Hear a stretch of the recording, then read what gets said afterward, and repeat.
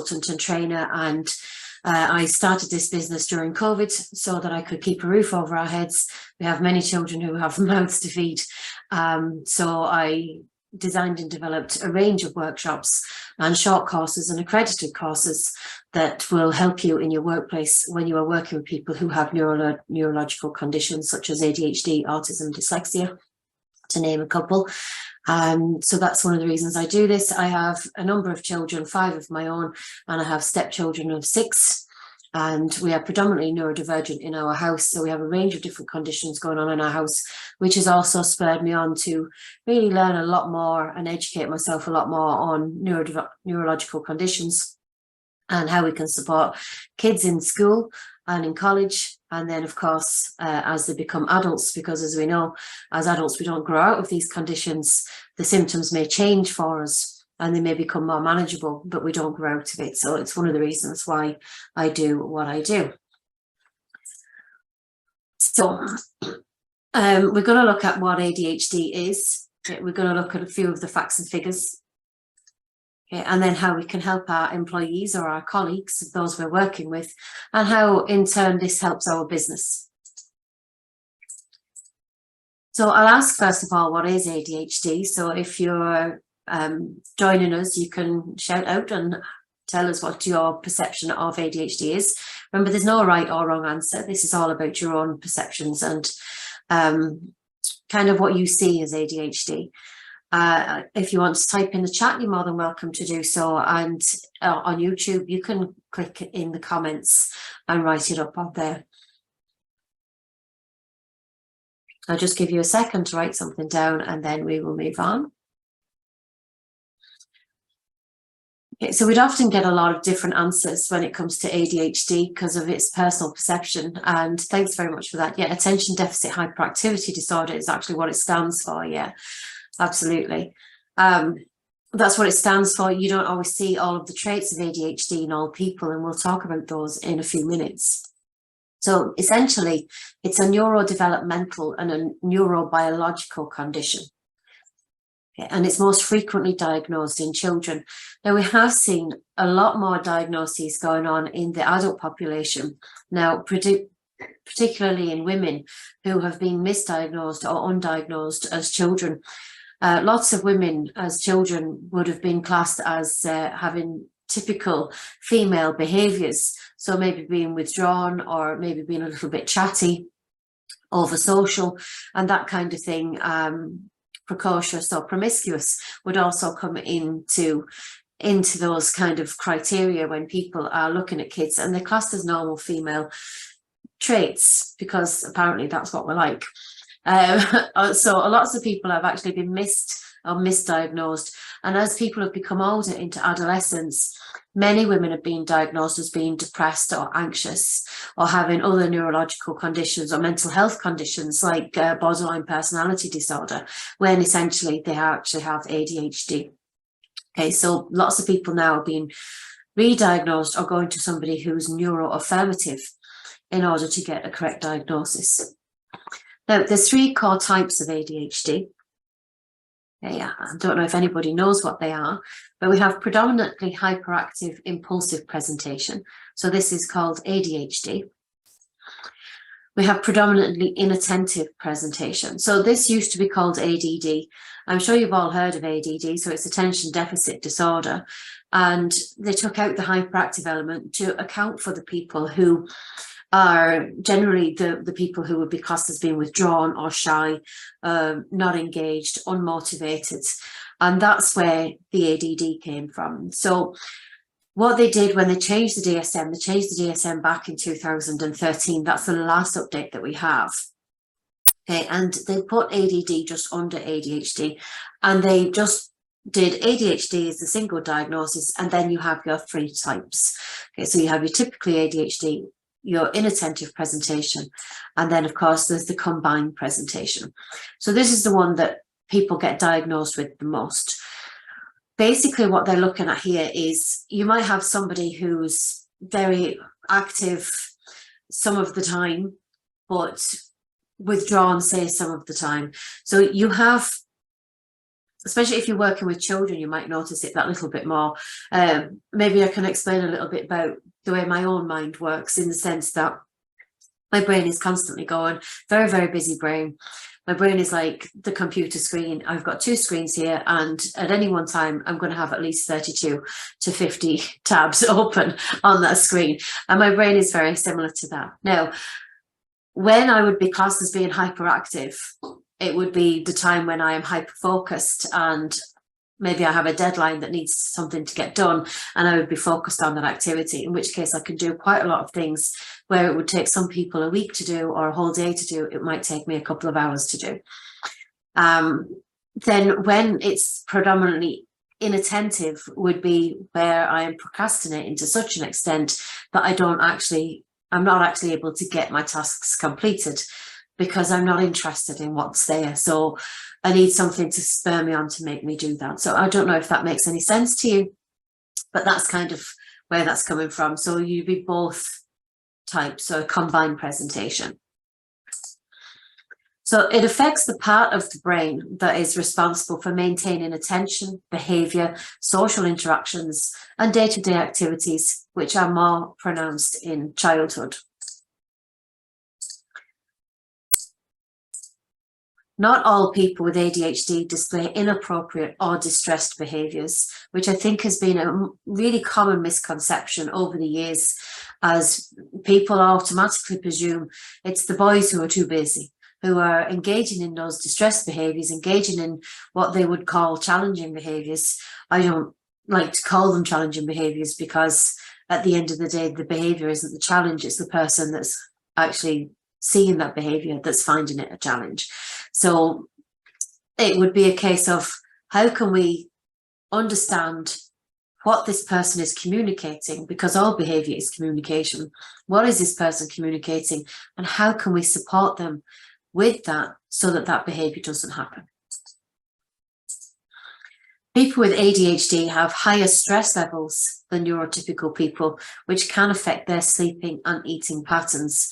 If you come on and you do my full course, it's an accredited course, and that will help you with some strategies on how to support these around their sleeping and their eating patterns as well, and help you to understand why ADHD creates higher stress levels and higher anxiety levels in the people who have it. We take a little look then at the numbers.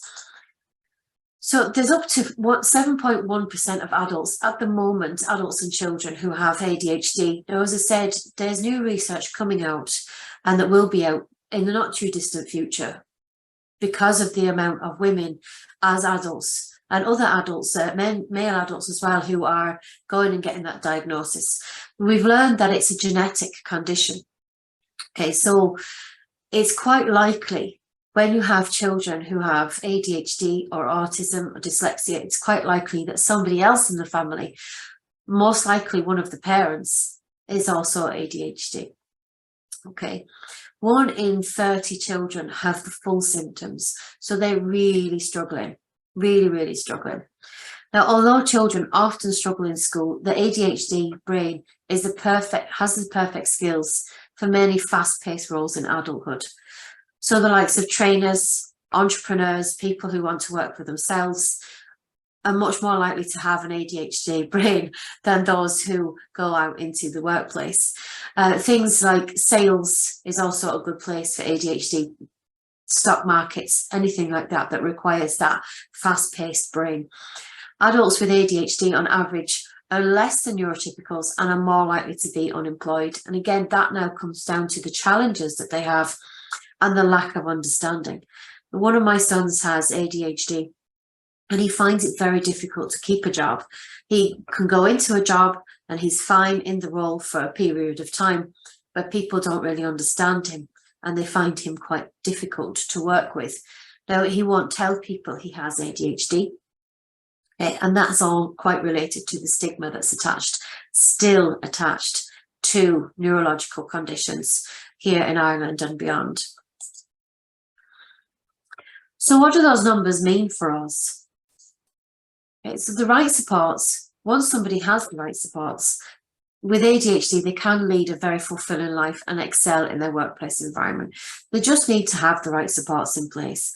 So supports, the likes of things that I need would be my calendar, my diary. I need to have prompts. I need to have reminders all of the time, just to make sure that I can keep doing my job to the best of my ability. Now, not to say that I can't do my job. It just means that that's there to help me to do my job better. Okay. And it helps me reduce stress. So if I'm getting stressed and overwhelmed, it means I haven't put the right supports in place for myself during that day. So this also helps you manage your sleep and your anxiety. When we reduce our stress, it helps to reduce our anxiety. And of course, that's going to help with our sleep. It's quite common for people with ADHD to have poor sleep patterns. My stepson, for example, has trouble sleeping. He would spend pretty much all night awake up until around 4 in the morning, and then he'll sleep. Now, he'll still get up and go to college. My son also has difficulty sleeping and always has. Okay, but another one of my children sleeps very well. I personally sleep very well, but again, that's because I have a lot of strategies now in place to help me with that. So this is where we need to look at some strengths of ADHD. It's very easy to focus on the deficits and the difficulties. And I don't particularly like the word deficits or disorder, because it's not necessarily a deficit or a disorder, because there are so many strengths there that we have as ADHD people. So bear in mind, not all ADHD people need extra support. Okay, so not everybody needs different things put in place for them during the working day. Many will only need small changes or accommodations which are relatively cheap or free to implement. So the likes of the calendar that has the reminders that are coming up and pinging at you to say that you need to do something, that you have a meeting coming up. These are really small changes. They're very, very free. They're very easy to use. And it means that somebody can get on with their day and things can be very easy for them. They can hyper-focus on the things that they find interesting. So like I said there a little while ago, if you were to ask me to create a workshop in something that I haven't created a workshop in, I'll give you an example. I was asked at the end of last year if I could deliver some training on selective mutism. I've never delivered training on selective mutism before. I said, yes, absolutely, of course I can do this. And I researched it and I had the presentation done and I delivered the presentation less than a week later. Okay, so this will give you an example of how we can hyper-focus on something super interesting topic is selective mutism, and it's a mental health condition. And for those that know me know that I'm very, very interested in any neurological and mental health conditions and how we can best support people who have them. So for me, that's a very interesting topic, and it didn't take me long to organise that. Very good at risk taking, which is why they're very good at being entrepreneurs and self-employed, because they're not afraid to take that risk. They can be spontaneous, okay, which is where the impulsion comes from. Yes, we have a tendency to book holidays and buy clothes and things like that we don't actually need, because we are a little bit spontaneous. We're very flexible. We like things that are changing, and we like things that are changing fast. Ability to manage a crisis situation. We're creative and out of the box thinking. We're energetic and we're generally optimistic. And we are very motivated by deadlines. For those of you that ever have assignments to do, you might understand where I'm coming from with that. And we have a good eye for detail. So we have a good ability to multitask. As we've said, energetic, very fun to be around, resilient, make excellent entrepreneurs, forward-thinking skills, highly empathetic, excellent communication skills, and we're very adaptable. So who do we know that is famous who has ADHD? Would anybody have any idea?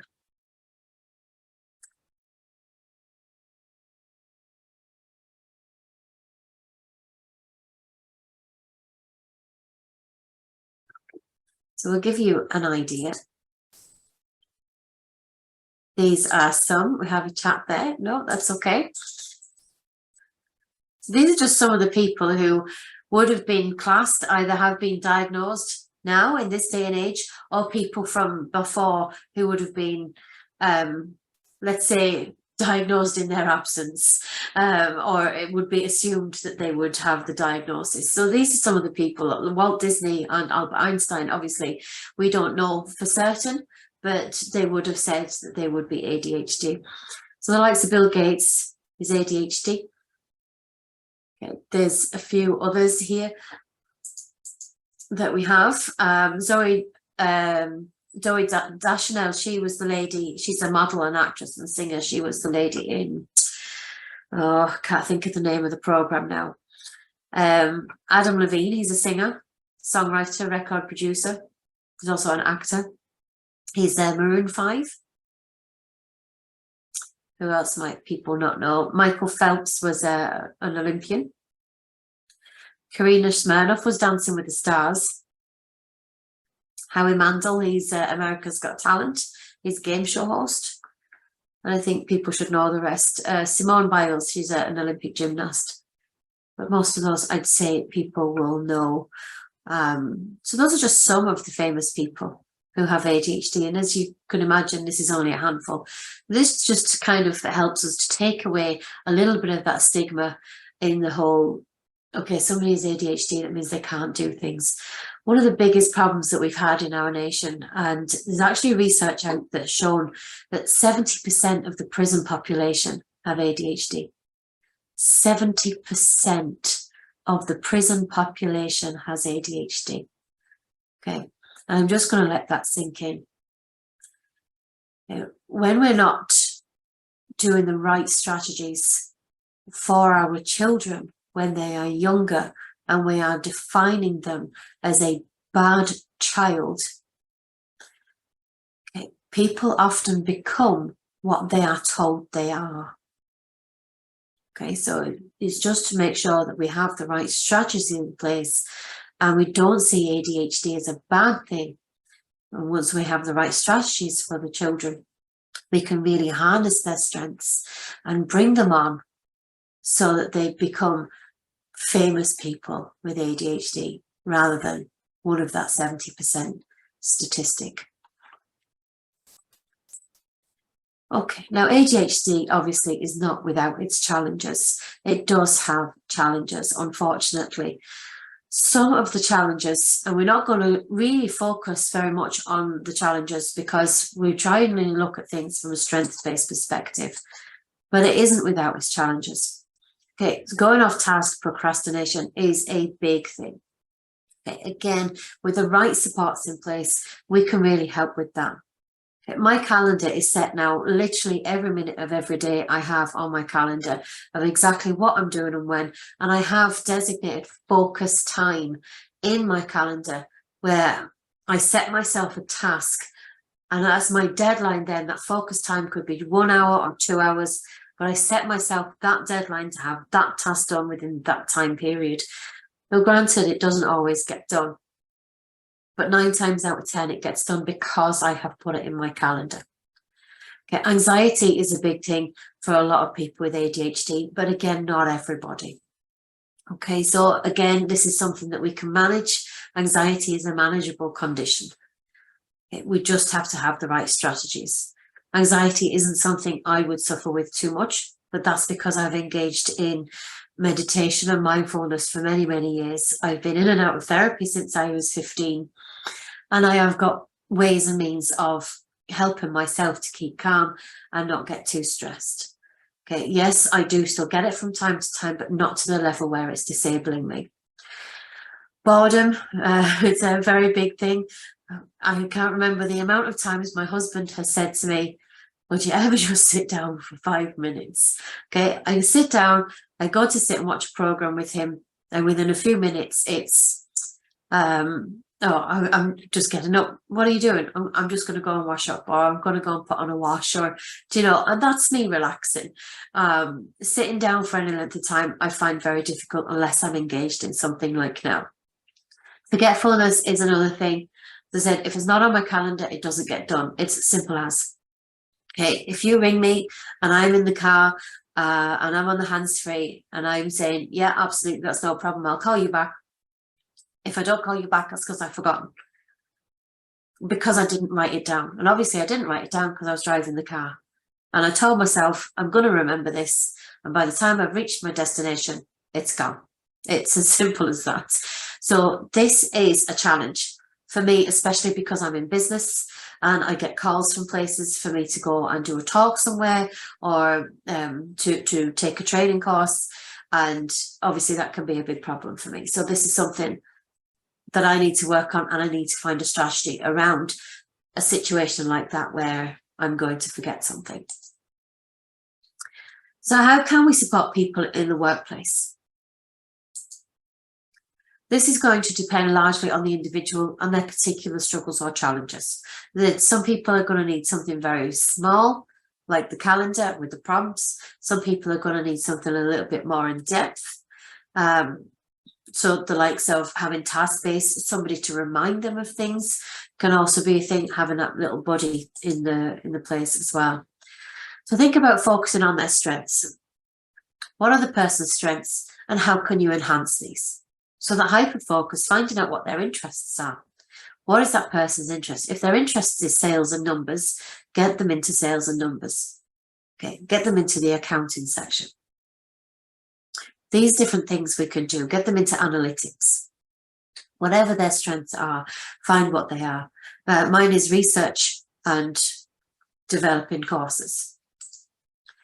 How can you reduce their struggles? So help people to identify them if they don't know what they are. Sometimes we're not sure what our struggles are, and it can take a little while for us to figure out what they are and how we can, what kind of strategies we need to be put in place.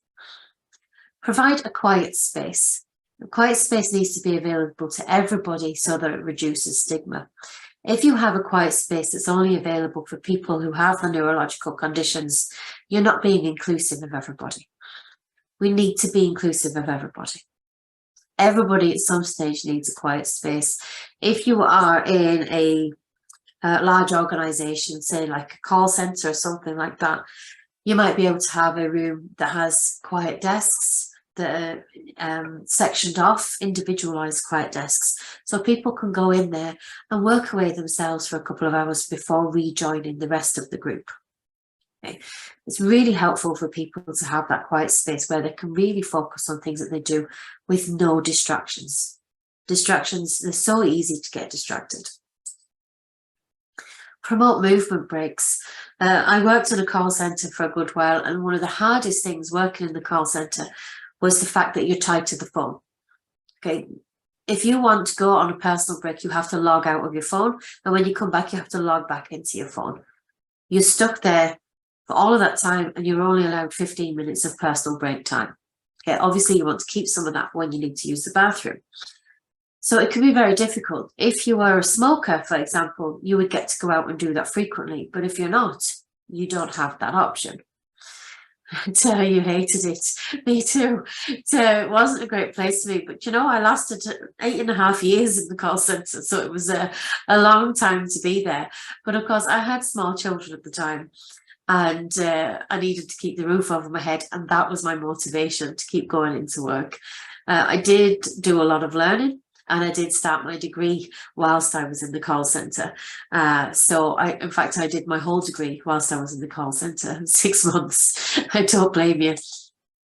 I probably would have quit a lot sooner, but yeah, the money was good, and the mortgage had to be paid. When I met my husband, then 14 years ago nearly, I could then change because there was then 2 incomes coming into the house, so it made it much easier. But yeah, we need movement breaks. So if you're watching this and you're a manager in a call centre, think about how you can make those breaks more available to people, that it's not just 15 minutes. Okay, is there a thing that instead of being tied to the phone, that you have a Bluetooth headset that they can wander around and still take the calls, come back to their desk to make the notes, wander around, you know, so that you're putting that thing in place for them. Foster a culture of acceptance, openness, and inclusivity. When we open the conversation, you'll be surprised as to how much people will kind of divulge or say what's going on for them. If you as a manager said to somebody, I have ADHD, this is what I do, you'll be surprised how many people come forward and say, well, I'm dyslexic and I'm autistic and I'm dyspraxic, you know, and because they're finding that common ground. So we need to be able to find a way of opening the conversation. Now, obviously, if you're not ADHD or dyslexic or autistic, you're not going to turn around and say, well, I'm this, so, you know, come and talk to me. So you need to find a way of doing that, where you can get that acceptance in the building. Okay, it needs to be a complete workplace culture change across the board so that that openness and inclusivity is there. As colleagues, we've often seen the guy in, you know, oh, he works in accounts, he's a little bit odd, or he's a bit weird, or the girl that sits in the corner, she doesn't really talk to anybody. She never engages with anyone in the cafe. She just sits on her own, you know, and that kind of conversation happens in the workplace. So what we need to do is we need to break that completely open. That every day we're going in and we're checking on everybody. Yeah, we see somebody sitting there, hi, how are you today? It's simple. If you're going out for a meal on an evening as staff members, invite the person. Even if you've invited them before and they've said no, and they've said no a couple of times, still invite the person. Unless they say to you, never invite me to anything like this ever again, always invite the person. Give somebody the opportunity to say no, thank you. At least they feel included. Okay, rather than not being invited at all, because that's not inclusive. Okay, so foster acceptance. If somebody's sitting in the corner by themselves, that's absolutely fine. We don't need to have a big conversation around it. We don't need to judge somebody on it. Just accept the fact that somebody likes to sit by themselves. That's okay to do that. Make sure you have regular one-to-ones with your staff. Okay, so this is all about not just doing the annual appraisal or a 6-monthly appraisal or a 3-monthly appraisal, that you're actually checking in on them, never mind on a monthly basis, but on a weekly basis. Say hello to somebody every single day, and make sure that you're checking in on people on a regular basis. And most importantly, of course, is ask the person. Nobody knows themselves better than them. Yeah, I know what supports I need.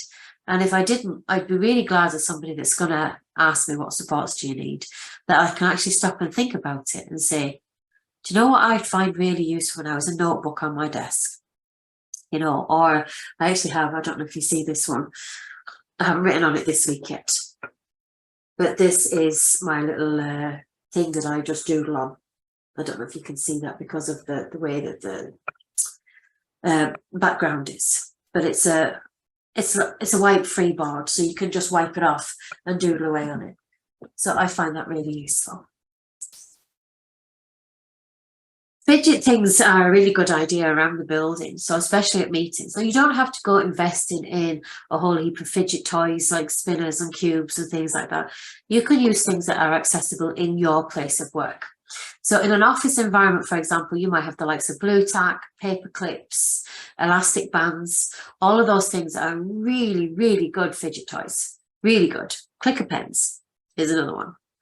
Okay, if you're working in a different kind of environment, think about what you have in that environment that can be used as a fidgeter for somebody to help them keep regulated, help them keep busy. So sometimes it's hard, we need to keep our hands busy. So to have something there to help us with that is really helpful. Provide technical aids in apps, things like calendars and planners, really, really useful. Give ample time to notify meetings and make sure you are prepared for people to walk out when you've had enough. Provide agendas with the time frames and promote the use of lists and visuals, diaries, calendars, planners and timetables. Make sure you know that you express how happy you are for people to use those things. People don't feel like they're being looked at because they're using them. Okay, so make sure they understand that this is acceptable in your workplace. A work coach or a diversity champion can be really useful, or an allyship. Allyship is like a buddy system. So you have somebody, let's say if there's 6 people working in one department, that there's somebody in that department who's a diversity champion, who's checking on everybody on a daily basis, who's being people's ally. Okay. And reduce distractions in the work environment, really important to try and keep. If you could see my desk right now, you'd wonder how I'm working because it's a mess. But if we reduce distractions, it helps somebody to really focus on their work and not get distracted by other things that need to be done. Help them to plan the day in advance as another important strategy. On a Friday, I set up my diary for the following week. Although I have my monthly calendar that I have everything in, my annual calendar, as things come in, I put them down on the calendar. But I go through my calendar on a Friday and I get everything down on my diary for that week. So I don't know if you can see it, but my messy diary, you can't really see much because of it's just blocked me out completely. There's my diary. Okay, so I transfer everything on a weekly basis so I can tick it off as I go.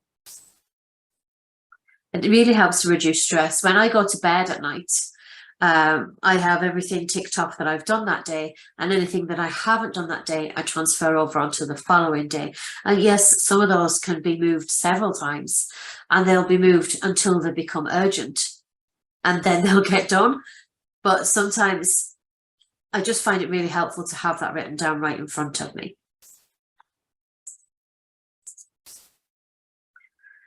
So how is this going to help us in business?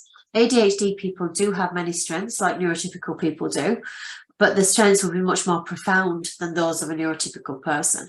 Neurodivergent people possess skills that are required for the future workplace as automation takes over the tasks that don't require human input. Thinking of creativity, people with ADHD can be some of the most creative resources on a team, bringing energy and new approaches to their projects, and tend to be out-of-the-box thinkers. Hyperfocus, quality, and timeliness. So when we're focused on work that aligns with our interests and strengths, individuals with ADHD frequently draw upon their strength of hyperfocus and deliver results that easily offset any or often minimal costs associated with accommodations. We're good in a crisis. So a recent study also found that the ADHD brain tends to produce more theta waves than average brains. Theta waves indicate a state of deep relaxation, and ADHD employees' overabundance of theta waves can make them great in a crisis. They're intuitive and detail-orientated. So ADHDers seem to notice things that others miss, sometimes to the point of seeming extraordinarily intuitive, or could we say psychic? The quick starters, while impulsivity is an ADHD symptom, that often means that people with ADHD are quick starters. They jump right in without worrying or doing endless research. That was me when I started a business. Ability to derive patterns where others see chaos. Seemingly endless desire to try new ideas, tasks, and projects. Empathetic, intuitive, and resourceful, and a continual source of new ideas, methods, and strategies. Of course, companies can gain a competitive advantage then. ADHD employees often bring a hyper-focus to complex tasks that require out-of-the-box thinking. Organisations who hire neurodiverse employees have retention rates of more than 90% higher than average. Why do you think that the retention rate is so high when we hire for diversity?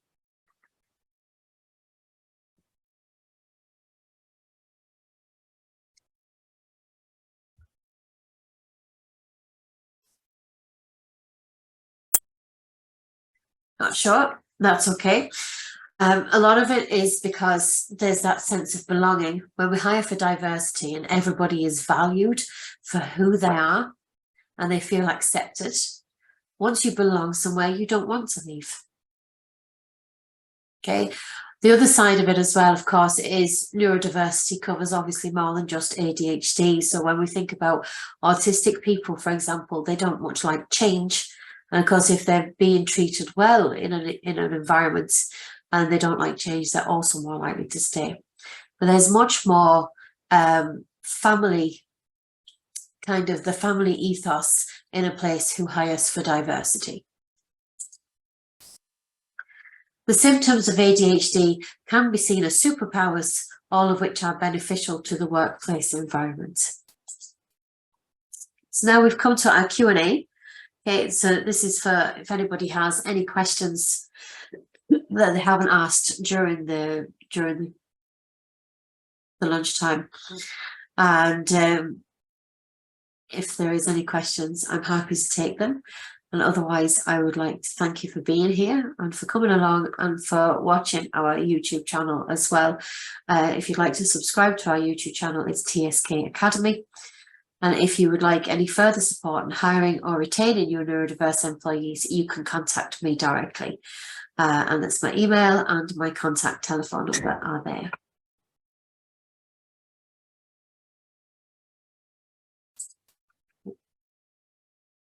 I'm going to stop the recording there now.